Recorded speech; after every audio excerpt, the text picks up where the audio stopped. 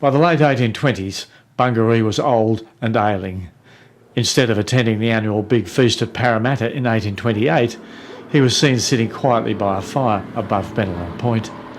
That winter, walkers saw him in the Domain early one morning, utterly naked except for his cocked hat with its red feather, his whole body trembling as he leaned on a staff.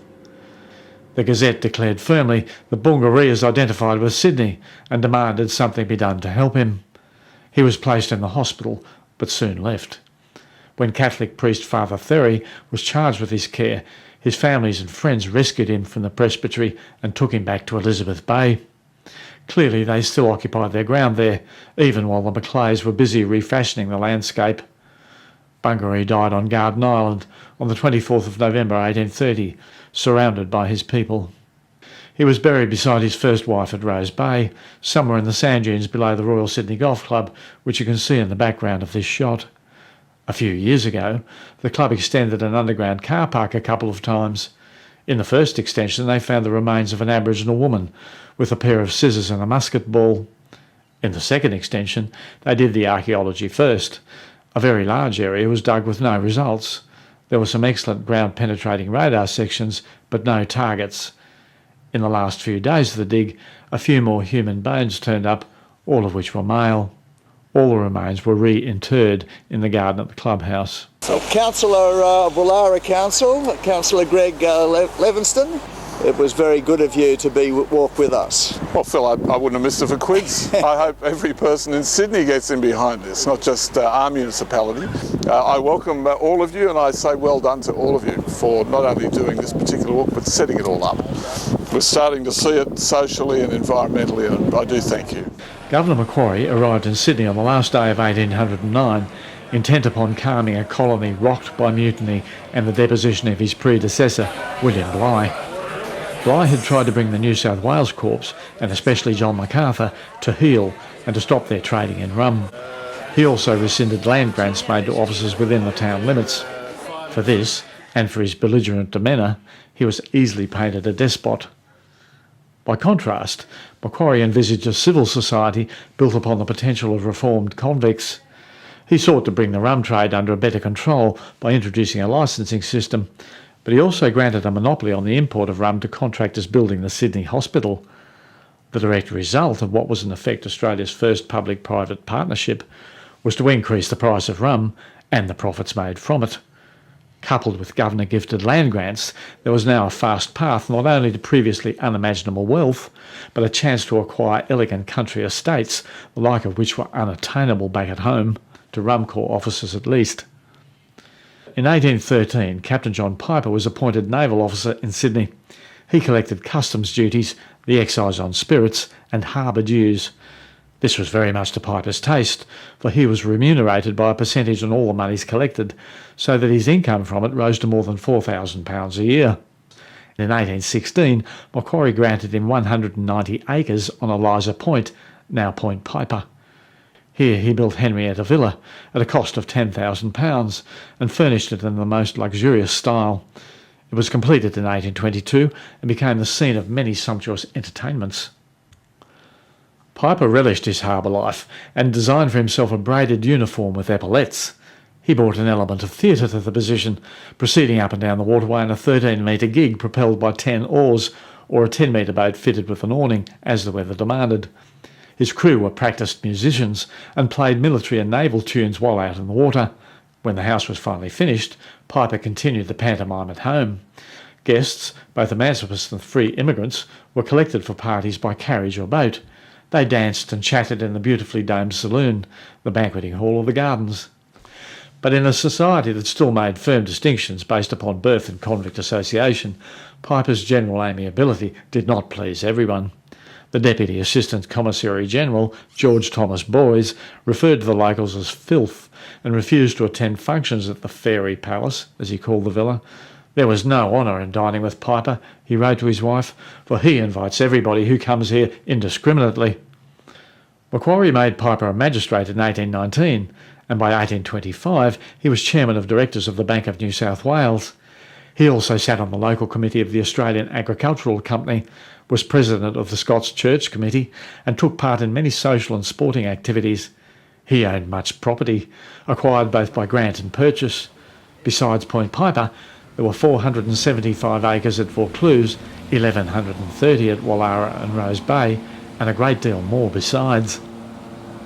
Lachlan Macquarie, Piper's benefactor, had returned to Britain in 1822, forced to defend his administration against accusations of extravagance and leniency.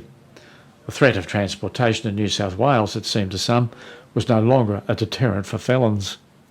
Then, in 1826 and 1827, Governor Darling ordered inquiries into Piper's administration as naval officer and the affairs of the Bank of New South Wales. Piper resigned from the chairmanship when confusion and favouritism came to light. The following April, he was suspended as naval officer when a deficiency of £12,000 was discovered. By 1827, John Piper was bankrupt. He had mismanaged the collection of port fees, lived too well, and bought too much land. Piper was a very public figure, and he suffered a very public downfall. The whole town knew when he threw himself off a boat outside the Heads while his band played on. His crew hauled him out of the water to face the sell-off. But values were low owing to the general depression. The Point Piper estate, the land of Vaucluse, the city allotments, along with various farms and a parcel of shares, fetched only £5,000. However, his debt to government was paid in full, and his other creditors were satisfied. Okay, so this is the Hermitage Foreshore. This is part of Sydney Harbour National Park on the south side of the harbour. We're heading out towards South Head, heading east towards the ocean. This little bit of ground here is a very narrow strip which was added to the park in about 1984. At that time, the people who lived in the houses above the reserve tended to move in and co-opt some of this area, which was Crown land at the time, into their gardens. So where we're standing now was at one time a swimming pool, a fairly sizable swimming pool which was filled in about 1984-85 when the place was acquired by National Parks. But more recently, the neighbour of the park has been very cooperative, has funded a lot of works when he was doing his building of his new house, ripped out the old swimming pool, did a lot of landscaping, helped with a lot of work on the weeds, he's helped replanting some natives in this area. Now, Leo, would you like to come forward, mate? Come forward. Come on. Okay, now I'm going to present you with your badge because you are now one of the walkers. For the first time that this walk has been walked the whole way, you're part of us, okay? Congratulations. What do you say, Leo? Okay. Wow. I hope he doesn't fall. This is Queen's Beach. It's a small section of beach here along the foreshore. There's several beaches that we'll pass them as we go along. This is the most southerly of them. This is a very popular beach in the summer month. We get a lot of super yachts parked out here. Those using yachts just pop into the beach, bring the little dinghies in, hang out on the beach and have a barbecue. People walking from the top and bring the kids down. It's one of the excellent beaches down here. They're all pretty kid friendly. Great places for families.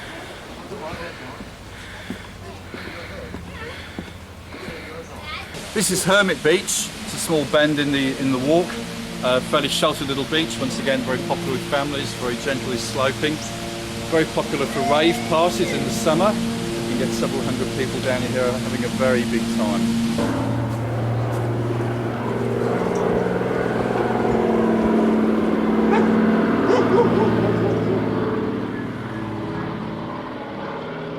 This is Milk Beach. But once again, it's a very popular beach. You can come through Strickland House to this area, and quite a wide beach at the very low tide as this is, quite small when the tide's high. There are a lot of Aboriginal rock engravings, but they're on that north end of the beach under the sand. They haven't been seen for many years, so they're pretty protected. There's been a lot of rock carvings around Sydney Harbour, and the vast majority of them are long gone. Under buildings, just eroded away, just long since disappeared. So the few places they do still exist are unusually protected, and this is one of those spots. I've seen a couple of photos of them from taken in the mid-80s, I think, when the last time the area was widely seen. A lot of this area we're standing on, the area you can see in the picture right in front of you, the area where we're standing, the area on the rocks just to the south, it's mainly shell midden. If you start digging into this, it's all shells.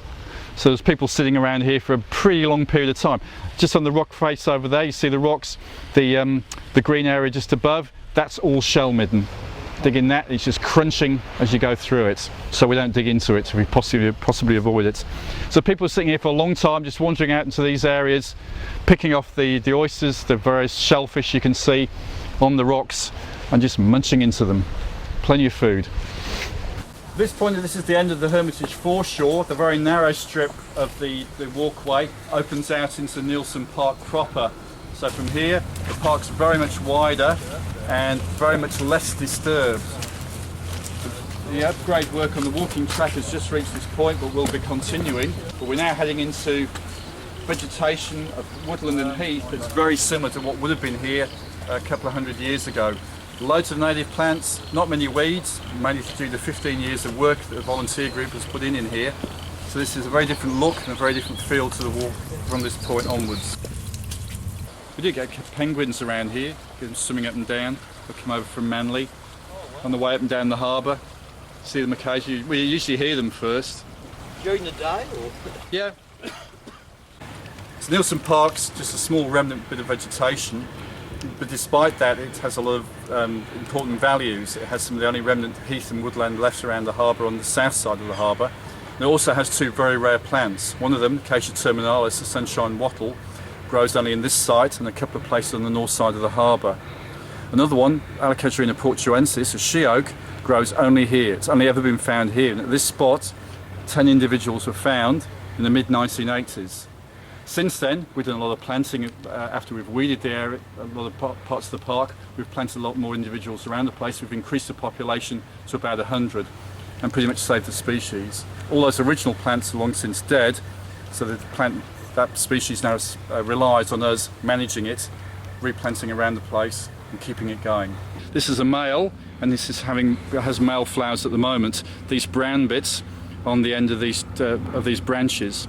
The leaves are very, very tiny, and there's little striations up and down here. That's about the only way you can distinguish this from some more common species. Very fine distinctions, but it is a separate species and very rare. This is Greycliffe House, built around 1850, and as private residence for about 50 years, and the whole range of uses to most of the 20th century until it became part of Sydney Harbour National Park, not long after the rest of the park was declared. It's now our area office. So it's a very big estate, well away from town, and gradually as town moved towards it, it was subdivided. This subdivision in 1850 was when the son-in-law of the owner, Wentworth, bought this block, a fairly substantial block of land, and built the house. Since then the area's been more and more subdivided, and so it's just become another suburb, albeit a very wealthy one. The regional area office, please? Yes, it's the Comfortable enough? Comfortable, yeah, it's okay, but you don't want to hang around at night. It creaks and it's a bit spooky. And it's also spooky very or cold. cold? Yeah. When it goes down, a lot of people refuse. It's Sunday today and perfect spring weather. It's also Father's Day, which is why young Leo was walking with us earlier. Everybody is out and about, and it's all pretty laid back. A real family day.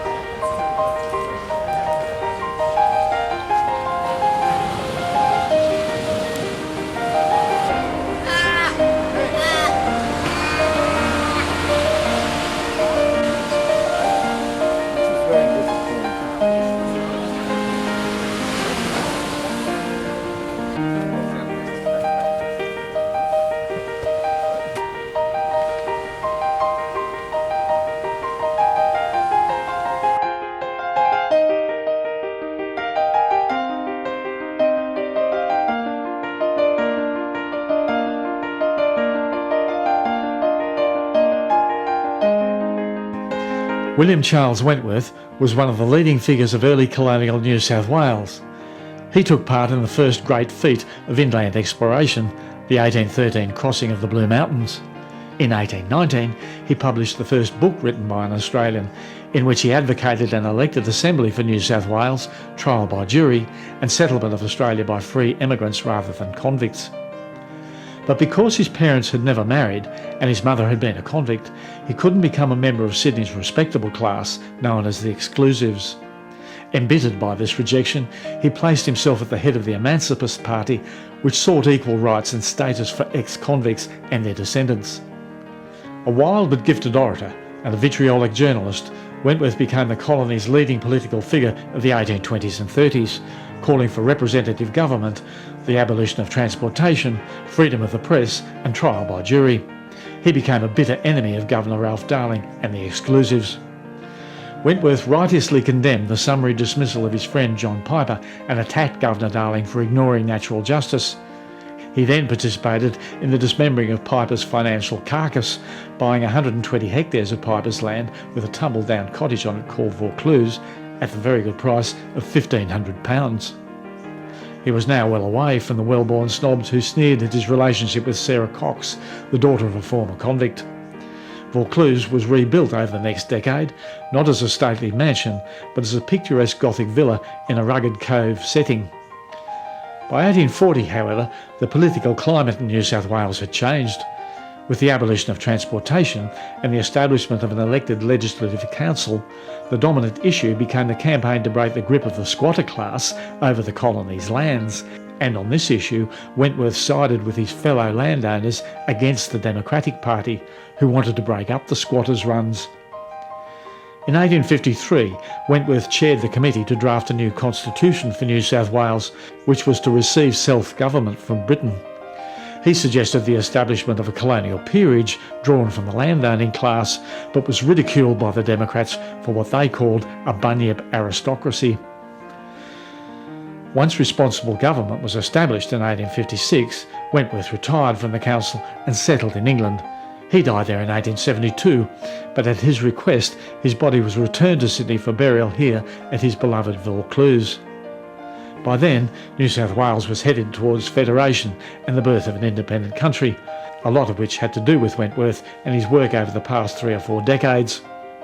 By setting up as many institutions as possible, a free press, university, parliament, trial by jury, he was really laying the groundwork for Australia's nationhood, which happened 30 years later.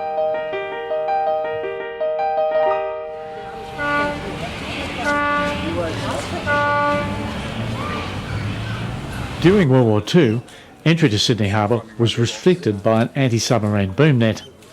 It stretched from Green Point, where we're standing now, across to George's Head on the north side of the harbour. Construction was started in January 1942, soon after the Japanese attack on Pearl Harbor, and it was completed by the following August. The boom was 1.5 kilometres long and had gates to admit shipping. The western gate, operated by a tugboat, was only open for very large vessels. This photograph, taken from George's Head, looks across to where we are now. It shows HMS Invincible, an aircraft carrier, leaving Sydney through the western boom gate. This ship was 226 metres long. The eastern gate was hauled open by winches mounted on Green Point, and these are the concrete foundations that mark the winch house location, all that remains of the entire contraption. The bolts must have held the winches themselves. The stone obelisk in the background dates from the 1850s, an early navigational marker. On the night of the 31st of May 1942, while the anti-submarine net was still under construction, a Japanese Midget submarine became entangled in the central section of the net. It took 2 hours for the patrol boat Lolita to engage and release its depth charges. When these failed to explode, the submariners detonated their own scuttling charges and they died beneath the harbour. But 2 more submarines had followed, guided in through the heads, ironically, by the brilliance of the Macquarie and Hornby lighthouses. The large cruiser USS Chicago, the target for the Japanese raiders, began firing at one of the submarines, the M24, which had looped around the harbour and surfaced twice. It then fired 2 torpedoes at the Chicago. The first of them hit Garden Island near the ferry cutter Bull, which was lifted out of the water and sunk by the blast. The second hit the island's shore, but failed to explode. The M24 then navigated back out of the harbour, only to sink off Newport Reef just to the north. The third submarine was eventually located and sunk with depth charges the following morning in Taylor's Bay. Its conning tower on display today at Garden Island, is a magnet for Japanese tourists. By the time World War II happened, a number of other things happened that were interesting. Fortifications used to be look, point, shoot. You know, the big guns, big barrels with big cannonballs, and of course because of the smooth bore of the gun and the round bore of the cannon, accuracy was pretty limited. It would sort of go, you know, sort of curving all over the place. Now, Australia is probably the only country in the world which was colonised after the Industrial Revolution happened. So consequently, the fortifications around Sydney needed constant and regular updating because the technology changed. Very, very soon after the colony was established, steel ships started to be built. They were faster, they had strong hulls, they had bigger guns. So the technology had to adapt. You had to get rifled bore guns that were more accurate. Rifle bore meant that the bullet didn't get the spin on it. You could have missile-shaped bullets. They had to get ones that were quicker to load and quicker to fire. They also needed to include improved locating skills. Because everything moved faster, they had to start predicting that if you're shooting now, the ship or whatever is going to move, so you don't actually shoot where you're pointing at the ship, you're shooting where you think it's going to go. So they had to start introducing all sorts of other technologies to be able to fire at the enemy. And this meant a dramatic change in fortifications all around the harbour, because it meant that you no longer looked pointed shot. You needed people up in aeroplanes, people in observation posts, telling you what the enemy was doing, where they were. You needed, searchlights.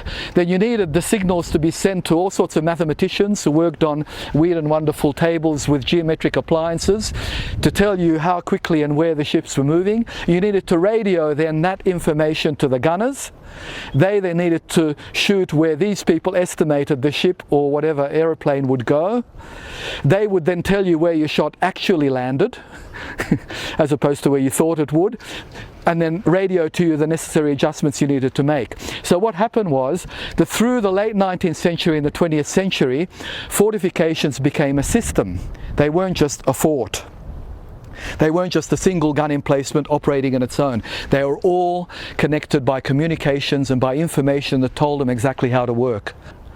And beyond World War II, of course, it all became obsolete. This is the World War II searchlight shelter. There were quite a few of these around the cliffs. They were thrown up pretty quickly, and once again the concrete was not highest possible quality. This one we've repaired, put some pillars up there to keep the roof up, so that people can go in it and see some of the things that were out in these cliff tops in the 1940s. In the early days of the colony, it was quite hard for ships to get in through the heads. There were quite a few wrecks. The gap particularly, it looked like, it was called the gap because it looked like there was a way in. So ships were coming aground, most famously the Dunbar. So there were a couple of lighthouses to try and help the ships get in. This was one of them. This is an 1858 one, right on the head itself. So I'm going to pin this badge on you without putting it through your skin. Yell out if it hurts. And you are now one of the inaugural walkers, mate. Fantastic. Yes. Mate, you also have been awarded one for Beyond the Call of Duty on Father's Day. I think I was trying to get him really? In the hurry now, didn't it? Fantastic. Thank you very much.